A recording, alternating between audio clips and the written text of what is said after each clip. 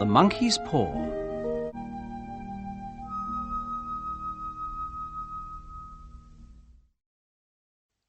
Chapter 1. It was cold and dark out in the road, and the rain did not stop for a minute. But in the little living room of number 12 Castle Road it was nice and warm. Old Mr. White and his son Herbert played chess, and Mrs. White sat and watched them. The old woman was happy because her husband and her son were good friends, and they liked to be together. "Herbert's a good son," she thought. "We waited a long time for him, and I was nearly 40 when he was born. But we are a happy family." And old Mrs. White smiled. It was true. Herbert was young, and he laughed a lot, but his mother and his father laughed with him. They had not got much money, but they were a very happy little family. The two men did not talk because they played carefully. The room was quiet, but the noise of the rain was worse now, and they could hear it on the windows. Suddenly, old Mr. White looked up. "Listen to the rain," he said. "Yes, it's a bad night," Herbert answered. "It's not a good night to be out. But is your friend Tom Morris coming tonight?" "Yes, that's right. He's coming at about 7 o'clock, the old man said. But perhaps this rain—" Mr. White did not finish, because just then the young man heard a noise. "Listen," Herbert said. "There's someone at the door now." "I didn't hear a noise," his father answered. But he got up from his chair and went to open the front door. Mrs. White got up too, and began to put things away. Mr. White said, Come in, Tom. It's wonderful to see you again. What a bad night. Give me your coat, and then come into the living room. It's nice and warm in there." The front door was open, and in the living room Mrs. White and Herbert felt the cold.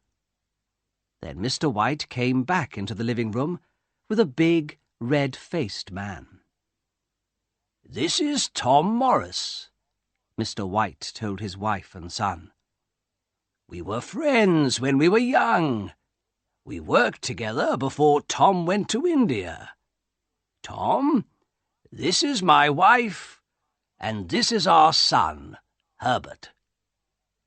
"Pleased to meet you," Tom Morris said. "Pleased to meet you, Mr. Morris," Mrs. White answered. "Please come and sit down."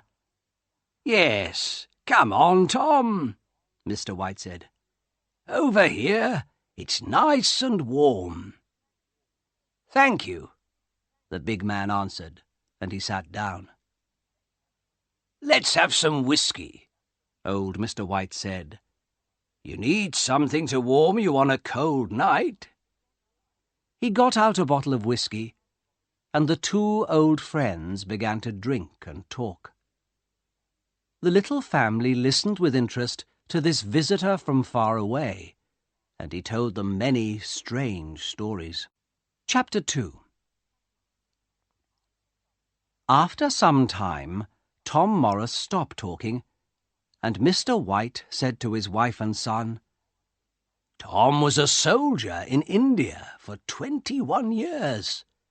India is a wonderful country." "Yes," Herbert said. "I'd like to go there." "Oh, Herbert!" his mother cried. She was afraid because she did not want to lose her son. "I wanted to go to India too," her husband said. "But—" "It's better for you here," the soldier said quickly. "But you saw a lot of strange and wonderful things in India.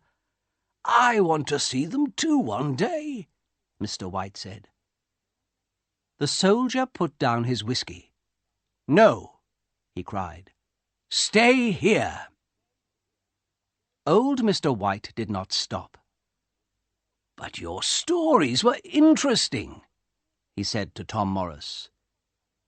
"What did you begin to say about a monkey's paw?" "Nothing," Morris answered quickly.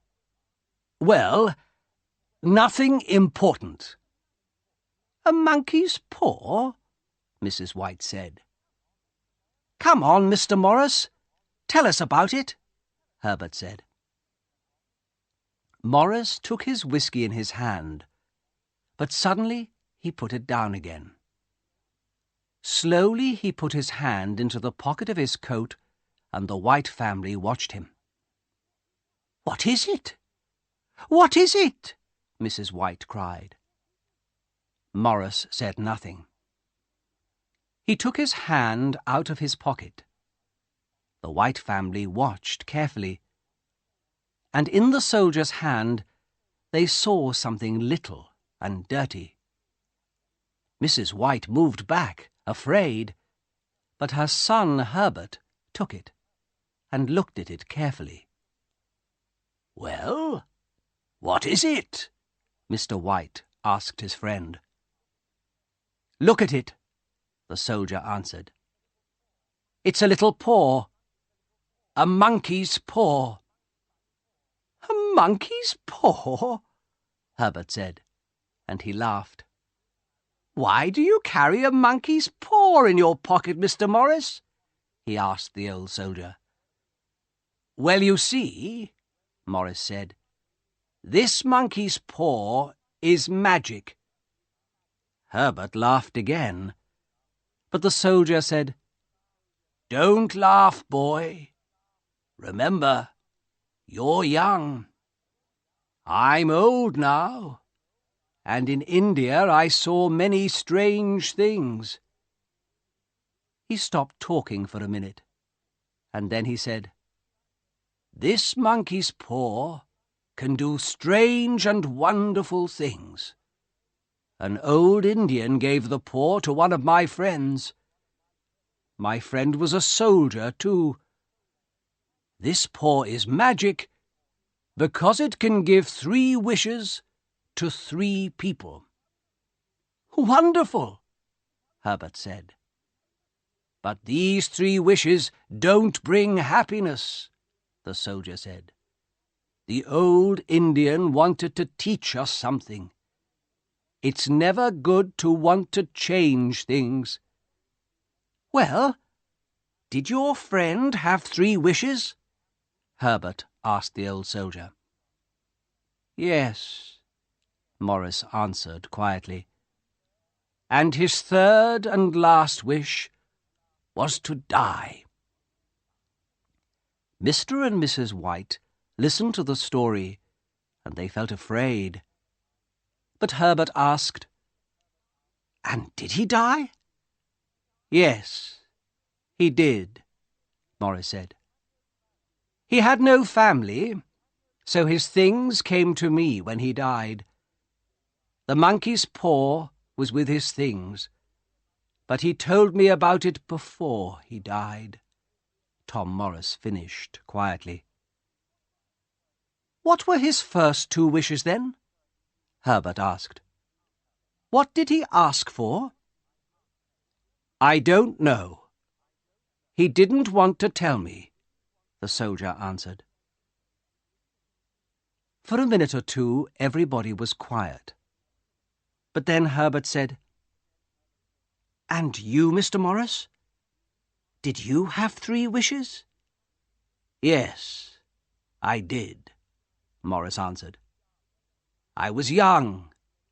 I wanted many things. A fast car. Money."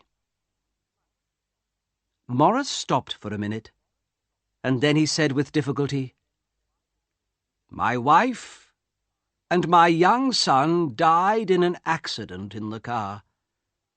Without them, I didn't want the money, so in the end I wished to lose it. But it was too late. My wife and my child were dead. The room was very quiet.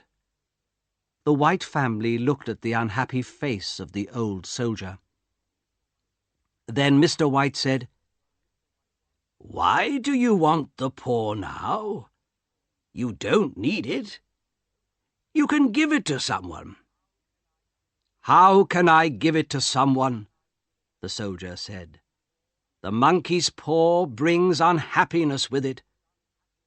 "Well, give it to me," Mr. White said. "Perhaps this time it—" "No," Tom Morris cried. "You're my friend. I can't give it to you." Then after a minute he said, "I can't give it to you, but of course you can take it from me. But remember, this monkey's paw brings unhappiness." Old Mr. White did not listen, and he did not think. Quickly he put out his hand, and he took the paw. Tom Morris looked unhappy, but Mr. White did not want to wait. "What do I do now?" he asked his friend. "Yes, come on, father," Herbert said. "Make a wish," and he laughed. The soldier said nothing, and Mr. White asked him again, "What do I do now?" At first the old soldier did not answer, but in the end he said quietly, "Okay, but remember, be careful. Think before you make your wish." "Yes, yes," Mr. White said.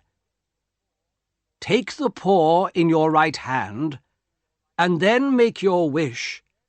But—" Tom Morris began. "Yes, we know," Herbert said. "Be careful." Just then, old Mrs. White stood up, and she began to get the dinner. Her husband looked at her. Then he smiled and said to her, "Come on, help me. What can I wish for? We need money, of course." Mrs. White laughed, but she thought for a minute, and then she said, "Well, I'm getting old now, and sometimes it's difficult to do everything. Perhaps I need 4 hands and not 2. Yes, ask the paw to give me 2 more hands." "Okay, then," her husband said, and he took the monkey's paw in his right hand. Everybody watched him, and for a minute he waited. Then he opened his mouth to make his wish. Suddenly, Tom Morris stood up. "Don't do it!" he cried. The old soldier's face was white. Herbert and his mother laughed, but Mr. White looked at Tom's face. Old Mr. White was afraid, and he put the monkey's paw into his pocket. After a minute or two they sat down at the table and began to have dinner.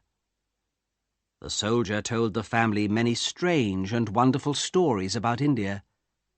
They forgot the monkey's paw, and because the soldier's stories were interesting, they asked him many questions about India.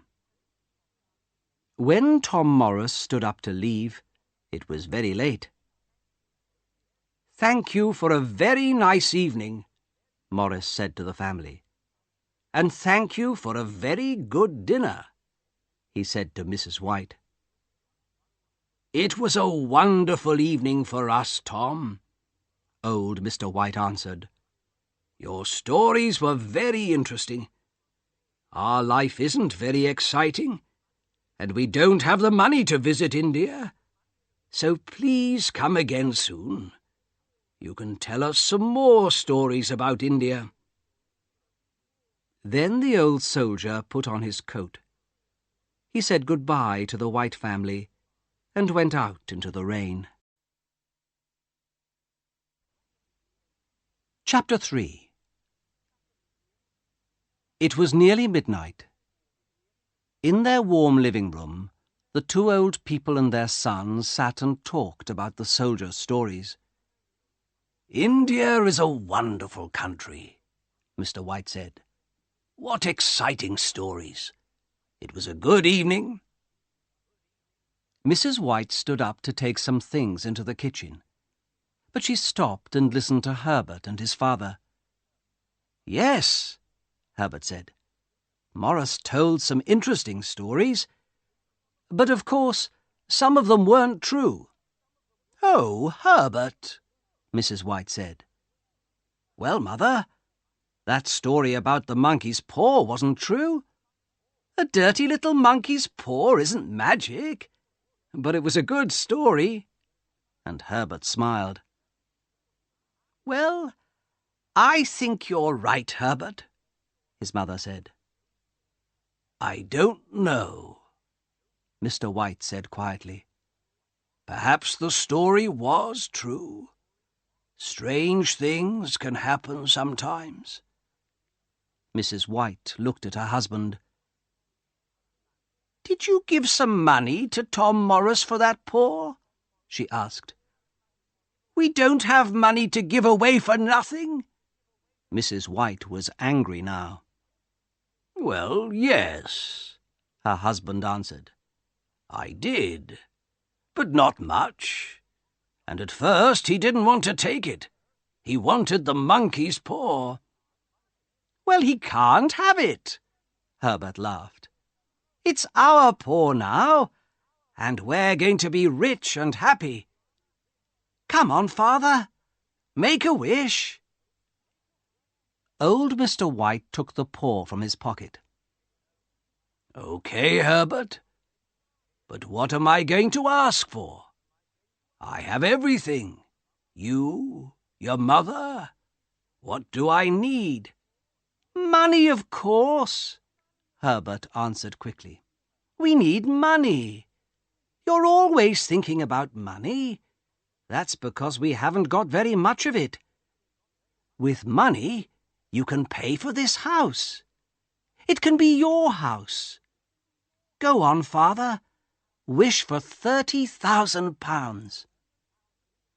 Herbert stopped talking, and his old father thought for a minute.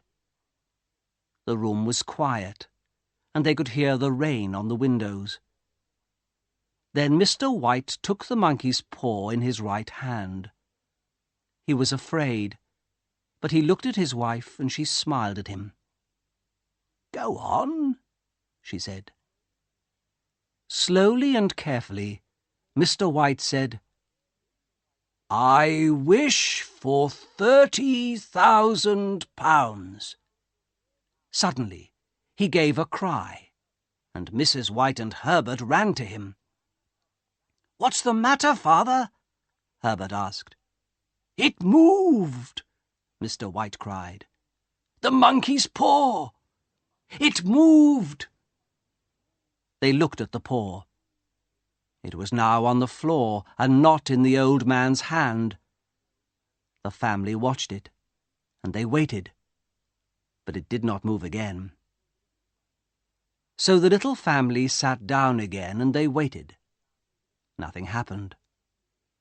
The noise of the rain on the windows was worse now, and their little living room did not feel nice and warm. Mrs. White said, "It's cold. Let's go to bed." Mr. White did not answer, and in the end Herbert said, "Well, there's no money, Father. Your friend's story wasn't true." But Mr. White did not answer. He sat quietly and said nothing. After some time, Mrs. White said to her husband, "Are you okay?" "Yes, yes," the old man answered. "But for a minute or two I was afraid." "Well, we needed that money," Mrs. White said, "but we aren't going to get it. I'm tired. I'm going to bed." After Mrs. White went to bed, The two men sat and smoked for some time. Then Herbert said, "Well, Father, I'm going to bed too. Perhaps the money is in a bag under your bed. Good night, Father." And Herbert laughed and went out of the room. Old Mr. White sat in the cold living room for a long time. The candle died, and it was dark. Suddenly, the old man saw a face at the window. Quickly, he looked again, but there was nothing there. He felt afraid. Slowly, he stood up and left the cold, dark room. Chapter 4. The next morning the winter sun came through the window, and the house felt nice and warm again. Mr. White felt better, and he smiled at his wife and son. The family sat down to have breakfast, and they began to talk about the day. The monkey's paw was on a little table near the window, but nobody looked at it, and nobody thought about it. "I'm going to the shops this morning," Mrs. White said. "I want to get something nice for dinner. Are you going to come with me?" she asked her husband. "No, I'm going to have a quiet morning. I'm going to read," her husband answered. "Well, I'm not going to go out this evening," Herbert said. "So we can go to bed early tonight. We were very late last night." "And we aren't going to have stories about monkeys' paws," Mrs. White said. She was angry. "Why did we listen to your friend?" she asked her husband. "A monkey's paw can't give you things." She stopped, but the two men did not answer her. £30,000, she said quietly. "We needed that money."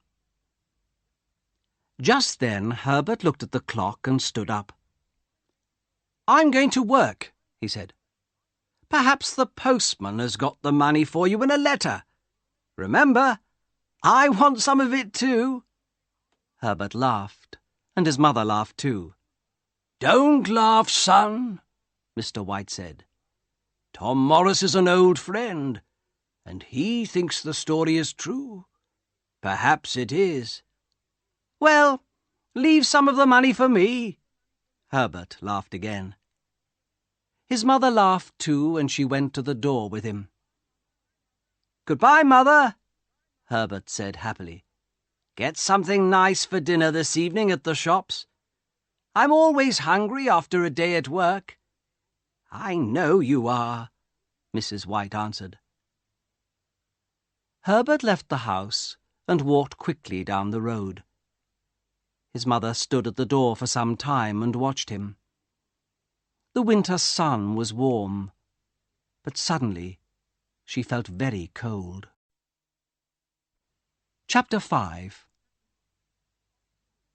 Slowly, old Mrs. White went back into the house. Her husband looked up and saw something strange in her face. "What's the matter?" he asked. "Nothing," his wife answered, and she sat down to finish her breakfast. She began to think about Tom Morris again, and suddenly she said to her husband, "Your friend drank a lot of whiskey last night. A monkey's paw. What a story!" Mr. White did not answer her, because just then the postman arrived. He brought 2 letters for them, but there was no money in them. After breakfast, the 2 old people forgot about the money and the monkey's paw. Later in the day, at about 1 o'clock, Mr. and Mrs. White sat down to eat, and then they began to talk about money again. They did not have very much money, so they often needed to talk about it. "That's £30,000, Mrs. White said. "We need it." "But it didn't come this morning," her husband answered. Let's forget it." Then he said, "But that thing moved. The monkey's paw moved in my hand. Tom's story was true. You drank a lot of whiskey last night. Perhaps the paw didn't move," Mrs. White answered. "It moved!" Mr. White cried angrily. At first his wife did not answer, but then she said, "Well, Herbert laughed about it."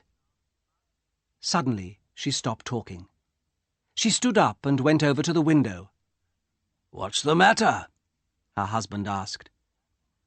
"There's a man in front of our house," Mrs. White answered. "He's a stranger, very tall and well-dressed. He's looking at our house." "Oh, no, it's okay. He's going away." "Come and sit down. Finish eating," Mr. White said. The old woman did not listen to her husband. "He isn't going away," she went on. "He's coming back. I don't know him. He's a stranger. Yes, he's very well dressed." Suddenly Mrs. White stopped. She was very excited. "He's coming to the door. Perhaps he's bringing the money." And she ran out of the room to open the front door. The tall, well-dressed stranger stood there. For a minute he said nothing, but then he began, "Good afternoon. I'm looking for Mr. and Mrs. White." "Well, I'm Mrs. White," the old woman answered. "What can I do for you?" At first the stranger did not answer, but then he said, "Mrs. White, I'm from Moore and Meggins. Can I come in and talk to you?" Moore and Meggins had a big factory, and Herbert White worked there on the machinery. "Yes, of course," Mrs. White answered. "Please come in." The well-dressed stranger came into the little living room, and Mr. White stood up. "Are you Mr. White?" the stranger began. Then he went on, "I'm from Moore and Meggins." Mrs. White looked at the stranger, and she thought, "Perhaps he has the money. But why Moore and Meggins? And his face is very unhappy. Why?" Suddenly, the old woman was afraid. "Please sit down," Mr. White began. But now his wife could not wait. "What's the matter?" she cried. "Is Herbert—" She could not finish the question. The stranger did not look at their faces, and Mr. White began to be afraid too. "Please tell us," he said. "I'm very sorry," the man from Moore and Meggins began. He stopped for a minute, and then he began again. "I'm very sorry, but this morning there was an accident at the factory." "What's the matter? Is Herbert okay?" Mrs. White cried again. "Well," the man began slowly. "Is he in hospital?" the old woman asked, very afraid now. "Yes, but—" The stranger looked at Mrs. White's face and stopped. "Is he dead? Is Herbert dead?" Mr. White asked quietly. "Dead?" Mrs. White cried. "Oh, no! Please! Not dead! Not Herbert! Not our son!" Suddenly the old woman stopped because she saw the stranger's face. Then the two old people knew. Their son was dead. Old Mrs. White began to cry quietly, and Mr. White put his arm round her. Some time later the man from Moore and Meggins said, "It was the machinery. An accident. Herbert called help. The men heard him and ran to him quickly, but they could do nothing. The next minute he was in the machinery. "I'm very, very sorry," he finished. For a minute or two the room was quiet. At last Mrs. White said, "Our son, dead. We're never going to see him again. What are we going to do without him?" Her husband said, "He was our son.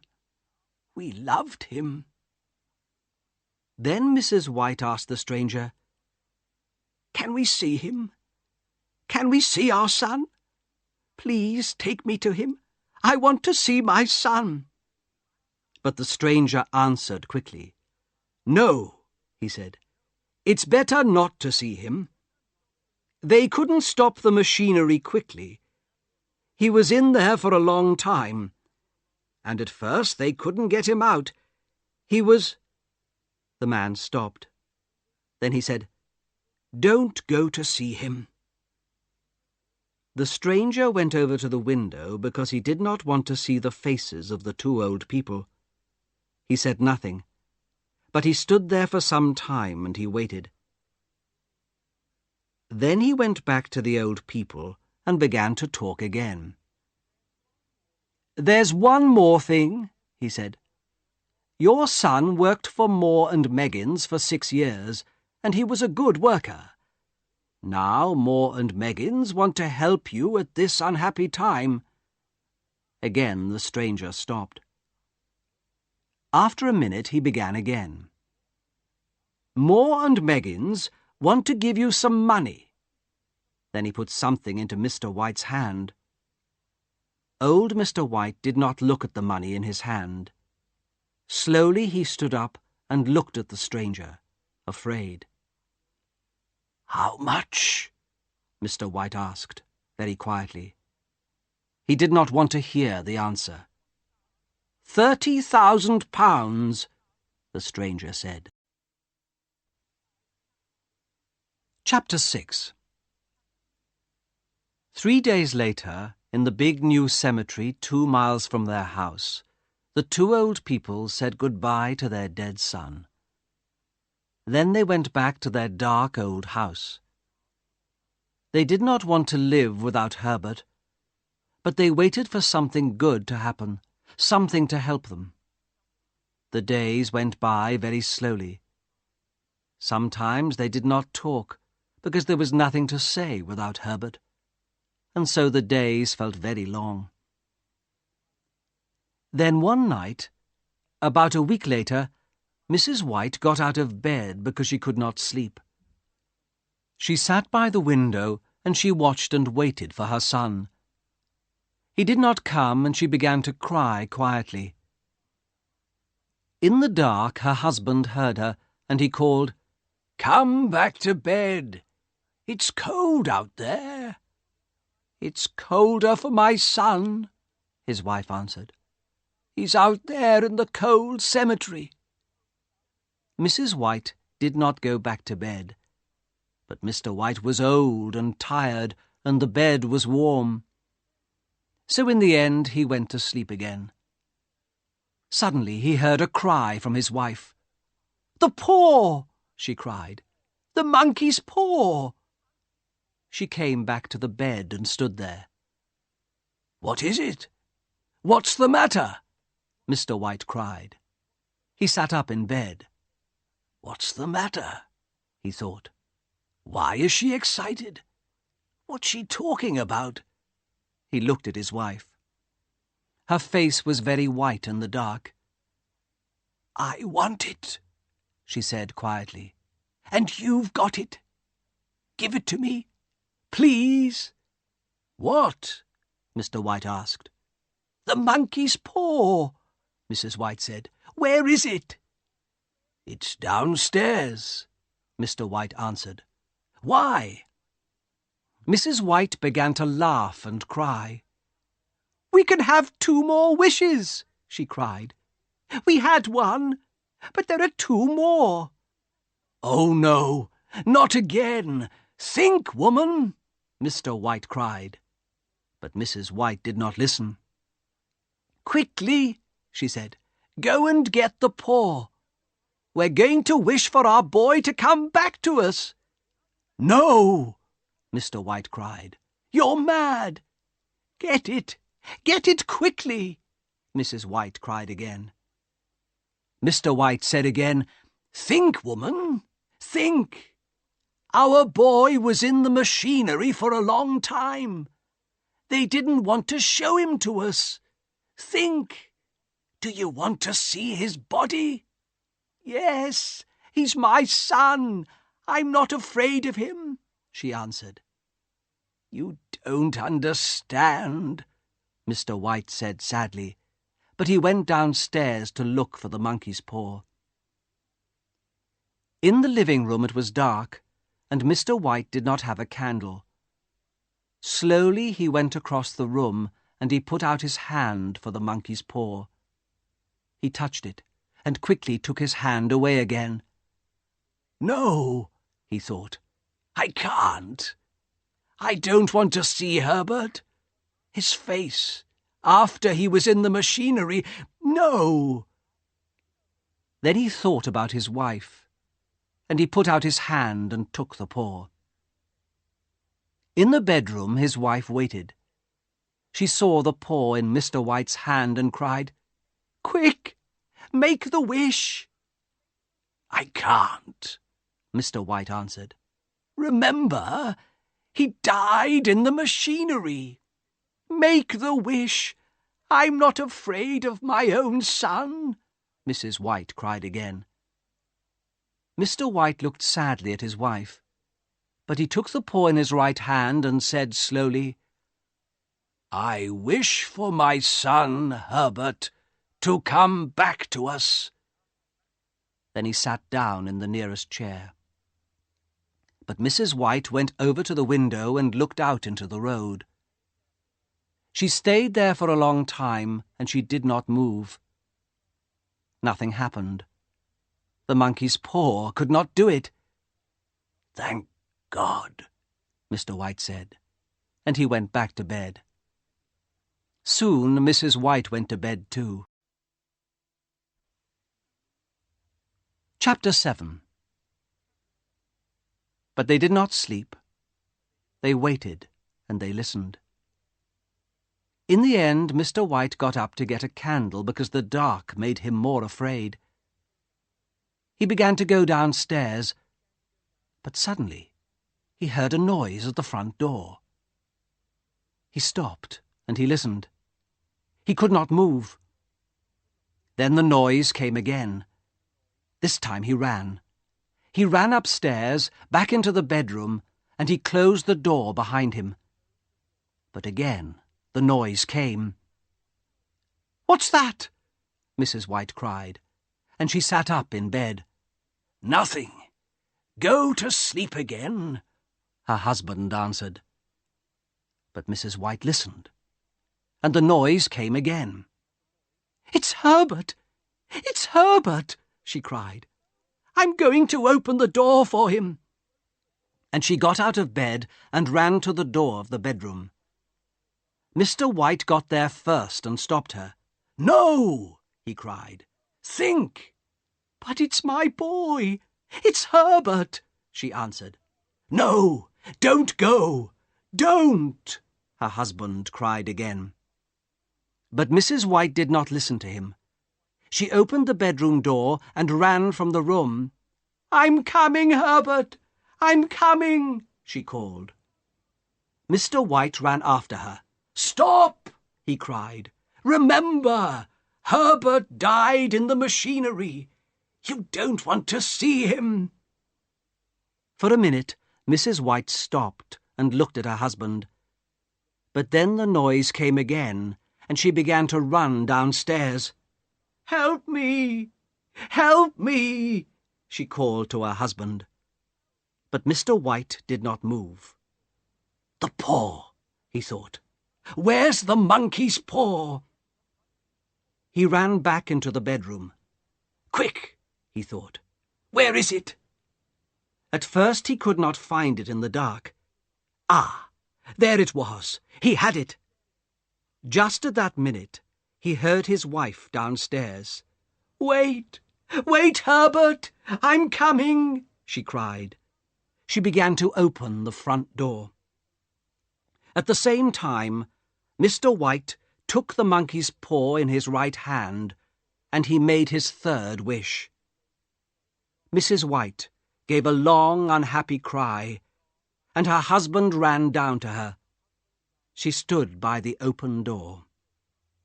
Very afraid, old Mr. White looked out into the dark. The road was dark and quiet, and there was nobody there.